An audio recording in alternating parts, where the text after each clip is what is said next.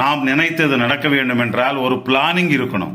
சில நேரங்களில் சமைத்ததுக்கு ஏற்றது போல பிளானிங்கை மாற்றிக்கிட்டே போகணும். அப்படி போகவில்லை என்றால் டார்கெட் ரீச் ஆக முடியாது.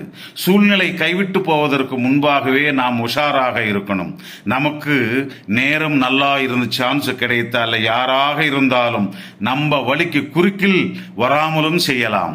சிங்கம் வரும்போது எதிரில் எந்த பிராணியும் குறுக்கில் வராது. செல்வாக்கு படைத்தவன் என்றாலும் அப்படித்தான். நம்மை யாரு கேலி செய்தாலும் அவசரப்படக்கூடாது.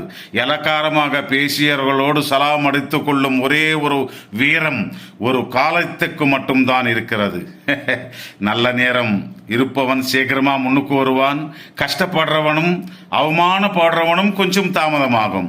மாட்டுக்கு புல்லு கிடைத்த ஈஸியாக சிங்கத்துக்கு மாடு கிடைக்காது. சோ அவசரப்படாதே. டைம் வந்ததும் யாருக்கும் தெரியாமல் சீக்கிரட்டாக செய்ய வேண்டும். புரிந்ததா?